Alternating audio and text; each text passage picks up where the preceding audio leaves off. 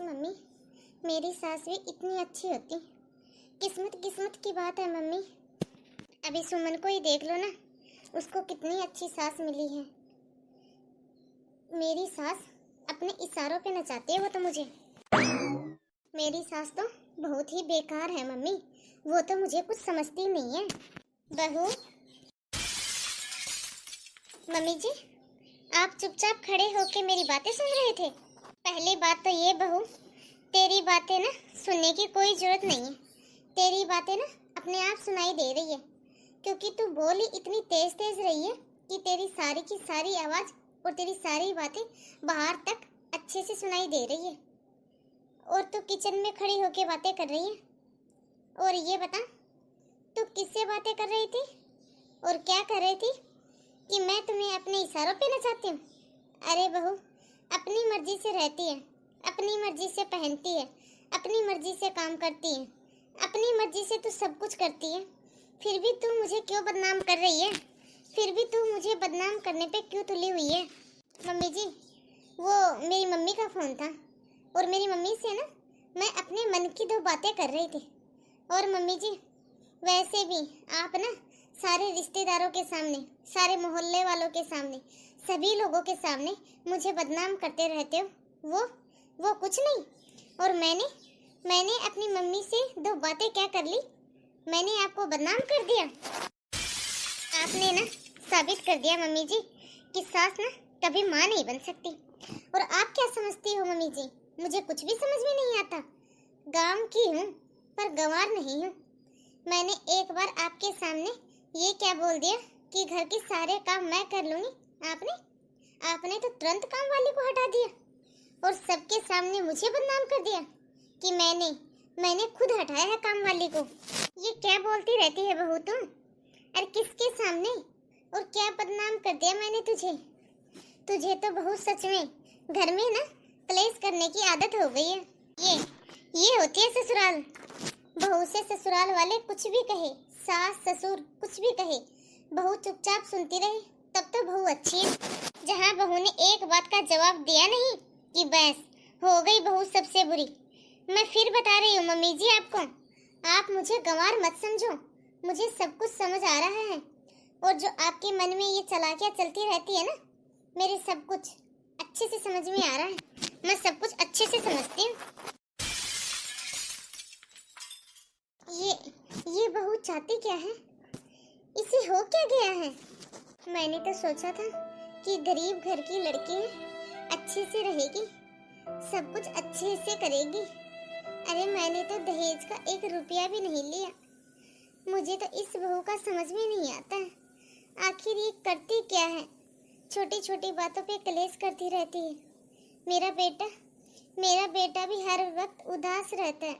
वो मुंह से कुछ बोलता नहीं है, लेकिन उसका चेहरा देख के आराम से समझ में आता है कि वो परेशान है। बस अब बहुत हो गया, मुझे ना कुछ तो करना ही होगा।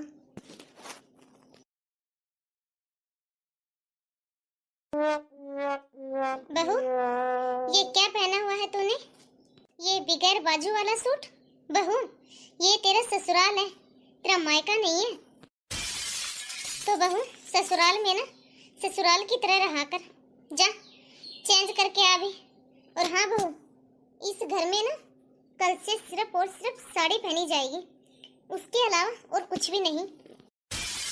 पर मम्मी, पर वर कुछ नहीं। कल से ना इस घर में सिर्फ और सिर्फ साड़ी पहनी जाएगी। अपने रूम में तुम चाहे जो पहन सकती हो, लेकिन रूम से बाहर सिर्फ और सिर्फ साड़ी पहनी जाएगी। ये मम्मी जी को हो क्या गया है? और ये किस तरह से बातें कर रही है? तूने सुना नहीं मैंने क्या कहा? जा अभी जाके तुरंत साड़ी पहन के आ, ये ड्रेस चेंज करके आ भी। मम्मी जी पर साड़ी। अब हूँ, तूने सुना नहीं मैंने क्या कहा? अभी आखिरी बार बोल रही हूँ, जाके तुरंत कपड़े बदल के आ और साड़ी पहन के आ। जी मम्मी जी, बस अभी। ये मेरी सीधी सादी सास को आखिरकार हो क्या गया है?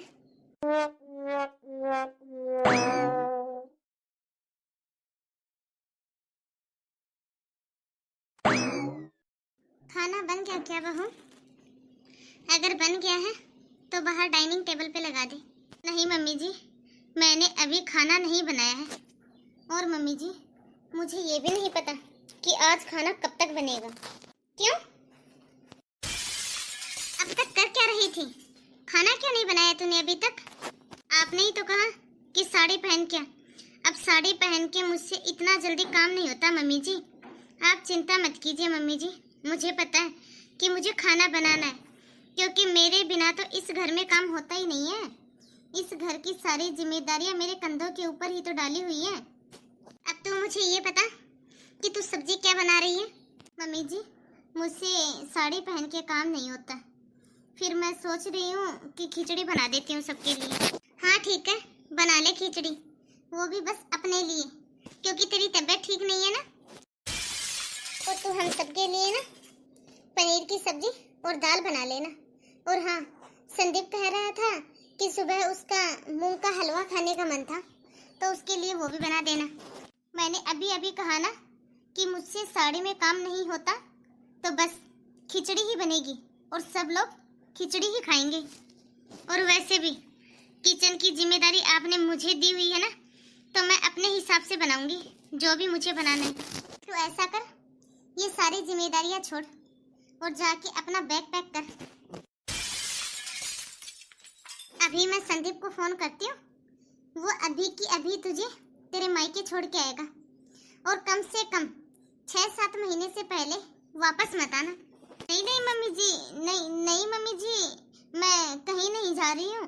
नहीं मम्मी जी, मुझे कहीं भी नहीं जाना। क्यों? उस दिन तू अपनी मम्मी से कह रही थी ना कि तेरा अपने मायके जाने का बहुत मन करता है, लेकिन इस घर की जिम्मेदारियों की वजह से तू वहाँ पे आ नहीं पाती है। तेरा तुम्हारी मम्मी से मिलने का बहुत मन हो रहा है। और शायद तूने तो ये भी कहा था कि यदि तू 2 दिन के लिए भी इस घर से चली जाएगी तो हम लोग तो भूखे मर जाएंगे। ऐसा कर बहू, तो कम से कम 6-7 महीने अपने मायके रह के आ जा, ठीक है? अपने घर को मैं खुद संभाल लूंगी। नहीं नहीं मम्मी जी, नहीं, ऐसी बात नहीं है। वो मेरे कहने का वो मतलब नहीं था मम्मी जी। मम्मी जी, आप बाहर जाइए, बैठिए आराम से, मैं अभी फटाफट खाना बना देती हूँ।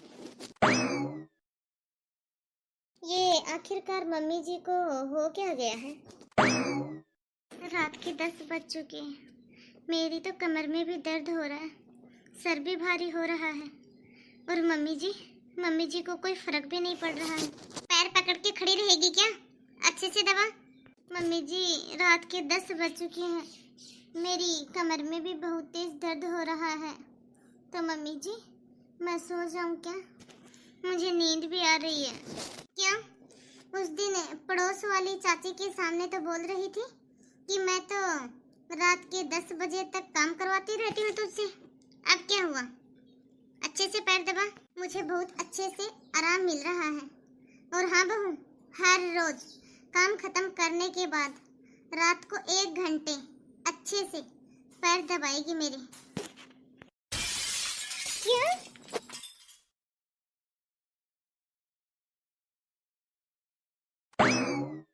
आज आपकी सैलरी आई है ना, मुझे कुछ पैसे चाहिए। मेरा मेकअप का सामान भी खत्म हो गया है और मुझे कुछ नए कपड़े भी लेके आने हैं। और मैं काफी टाइम से पार्लर भी नहीं गई हूँ, तो मुझे पार्लर भी जाना है। इतने फालतू के खर्चों के लिए पैसे नहीं है मेरे पास। ये लो 7,000 रुपए, और पूरे महीने भर चलाना है तुझे ये। बस 7,000? 7,000 रुपए में आता ही क्या है? आप 1 लाख रुपए महीना कमाते हो और मुझे बस 7,000 रुपए? अगर चाहिए तो ले लो, यदि नहीं चाहिए तो कोई बात नहीं। क्या हो गया ये इनको? पिछली बार तो मैंने 25,000 रुपए लेने से मना कर दिया था और उन्होंने मुझे कितना मनाया था, और अब 7,000 रुपए दे रहे हैं मुझे, वो भी ऐसे। आखिरकार इस घर में सबको हो क्या गया है? मुझे ऐसा लगता है कि सब मेरी गलती है। मम्मी जी मुझसे कितना प्यार करते थे, मुझे बेटी बना के रखते थे, लेकिन फिर भी मैंने मम्मी जी को इतनी सारी बातें सुनाई और ये भी मेरी हर एक बात मानते थे, लेकिन मैंने कभी इनकी एक भी बात नहीं मानी। भगवान ने मुझे इतनी अच्छी ससुराल दी, लेकिन मैंने किसी की कदर ही नहीं की।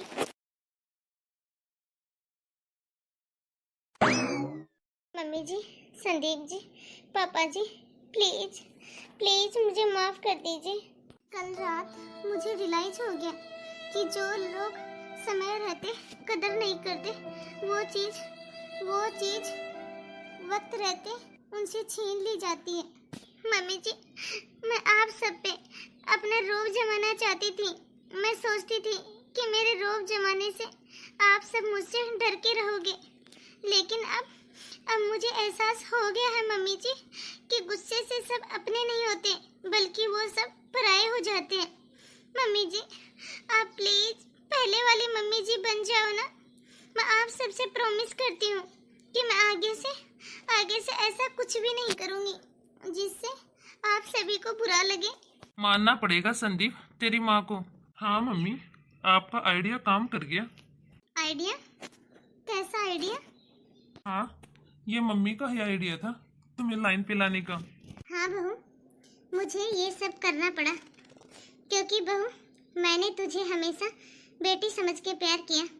मैंने हमेशा एक अच्छी सास बनने की कोशिश की, लेकिन तुमने तो दुनिया के सामने मुझे बुरी सास बना दिया। बस तुम्हें अच्छे बुरे की पहचान करवाने के लिए ये सब किया बहू। अब बताओ बहू, तुम्हें कौन सी सास चाहिए, पहले वाली या अब वाली? और हाँ बहू, पूनम भी आज वापस आ रही है गांव से। मम्मी जी, मैं सच में इस बार कोई ड्रामा नहीं कर रही हूँ। मम्मी जी, पूनम ना घर की साफ सफाई और कपड़े बस यही काम करेगी। बाकी मम्मी जी, किचन तो मैं ही संभालूंगी। मम्मी जी, खाना तो मैं ही बनाऊंगी और आपको ना कोई भी शिकायत का मौका नहीं दूंगी मम्मी जी। तो हेलो गाइस, कैसे हो आप सब? आई होप आप सभी अच्छे ही होंगे। तो आप सभी को आज की यह स्टोरी कैसी लगी, कमेंट बॉक्स में कमेंट करके अपनी राय ज़रूर दें, क्योंकि एक लाइक और एक शेयर से हमारा भी मोटिवेशन बढ़ता है, ताकि हम आपके लिए ऐसे ही मज़ेदार नई कहानी लेके आते रहें। तो दोस्तों, इस कहानी में आपको क्या अच्छा लगा और क्या बुरा, कमेंट में हमें ज़रूर बताना। क्या एक सास ने अपनी बहू को सुधारने के लिए अच्छा किया या बुरा किया? कमेंट बॉक्स में अपनी राय ज़रूर दें। और यदि आपने अभी तक हमारे इस चैनल को सब्सक्राइब नहीं किया हो तो फटाफट से बेल आइकन दबा के चैनल को सब्सक्राइब करें। तो बाय दोस्तों, अब मिलते हैं अगले वीडियो में। तब तक आप इस वीडियो को देखें और एंजॉय कीजिए।